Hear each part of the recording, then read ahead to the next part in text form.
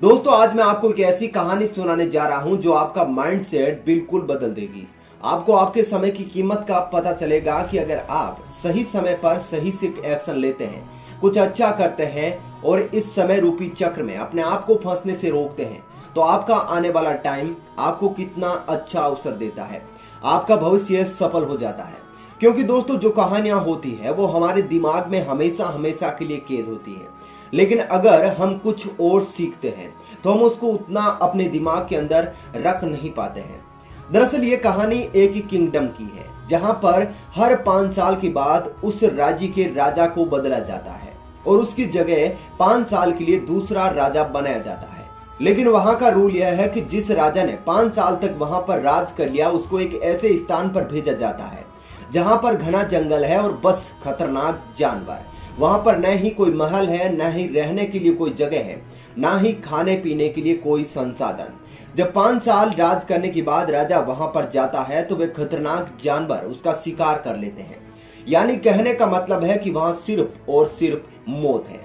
अब जैसा कि राज्य का रूल है, एक राजा के 5 साल पूरे हुए तो उसको हाथी घोड़ों पर बिठाकर उसको शाही विदाई दी गई और उसको जहाज नाव में बिठाकर जो भी वहां पर संसाधन थे उसके सहारे उस स्थान पर छोड़ दिया गया।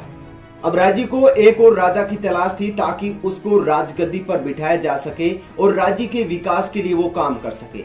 ऐसे में एक गांव के अंदर एक होनहार नौजवान रहता था जिसके अंदर एक राजा के सारे गुण थे। तो जैसे ही वहां के लोगों द्वारा उससे संपर्क किया गया और बोला गया कि आपको हमारे राज्य का राजा बनना पड़ेगा क्योंकि आप में वो सारे गुण हैं और आप इस राज्य की उन्नति में 4 चांद लगा सकते हैं। तो एक बात की तो उसने मना कर दिया क्योंकि उसको अपने राज्य के राजा के शासन रूल का पता था, पर बहुत रिक्वेस्ट के बाद वो मान गया और आखिरकार उस राज्य का राजा बन गया। राजा बनते ही 4-5 दिन बाद उसने अपने मंत्रियों से उस स्थान के बारे में पूछा जहां पर हर 5 साल बाद पुराने राजा को मरने के लिए भेजा जाता है।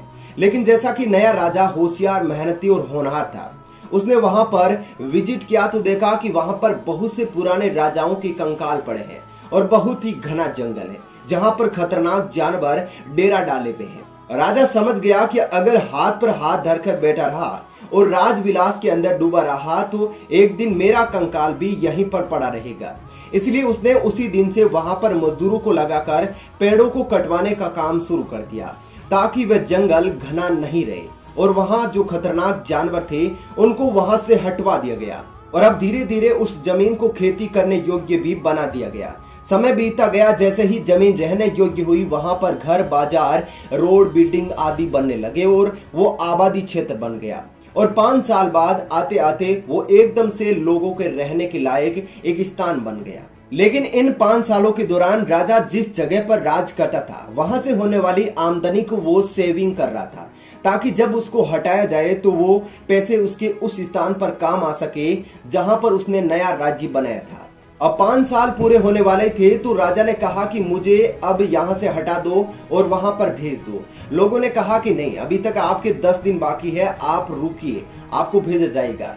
यानी कि दोस्तों वो राजा इतना ज्यादा खुश था वहां पर जाने के लिए कि वो एडवांस में लोगों को उस स्थान से हटाने की मांग कर रहा था। अब 5 साल जैसे ही पूरे तो उस राजा को हटाने का समय आ गया तो उसको हाथी घोड़ों पर बिठाया गया, उसका विदाई समारोह रखा गया। लेकिन जैसे ही लोगों ने देखा कि उसको हाथी पर बिठाया तो वो हंस रहा था, जिसे देखकर लोग आश्चर्य में पड़ गए, हैरान रह गए कि पहले वाले राजा को तो हम भेजते थे तो वो रोते हुए जाते थे, ये हंस क्यों रहा है और एडवांस में भी यहाँ से हटने की मांग कर रहा था। लोगों से रहा नहीं गया तो लोगों ने पूछा कि आप हंस क्यों रहे हैं, आपको तो हम एक ऐसी जगह पर भेज रहे हैं जहां पर तड़प तड़प कर मरने की सिवाय कुछ नहीं है। तो राजा ने उस जगह की सारी कहानी लोगों को बताई और कहा कि बाकी राजा बनते हैं तो राजविलास, भोग विलास जैसी मोह माया के अंदर खो जाते हैं और वो अपने राजकाल के अंदर उस जगह को भूल जाते हैं जहां पर उन्हें आगे के टाइम में जाना है। लेकिन मैंने ऐसा नहीं किया। मेरे पास ये 5 साल ही ऐसा वक्त था जिसमें मैं कुछ कर सकता था। मुझे पता था कि अगर मैं यह नहीं करता तो मेरा भविष्य कैसा रहता। मैंने पैसे भी बचाए ताकि मैं अपने नए राज्य में उन्हें काम में ले सकूं। इसलिए मुझे वहां जाने से दुख नहीं है बल्कि मुझे दोगुना खुशी हो रही है।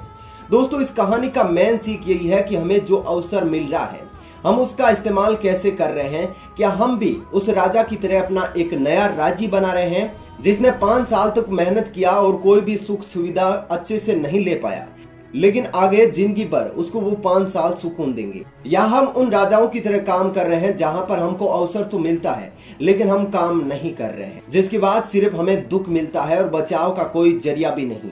इसलिए दोस्तों, जो भी अवसर मिलता है हमें उसका सही से फायदा उठाना होगा और एक नए राज्य की स्थापना करनी होगी, जैसा कि उस राजा ने 5 साल मेहनत करके की।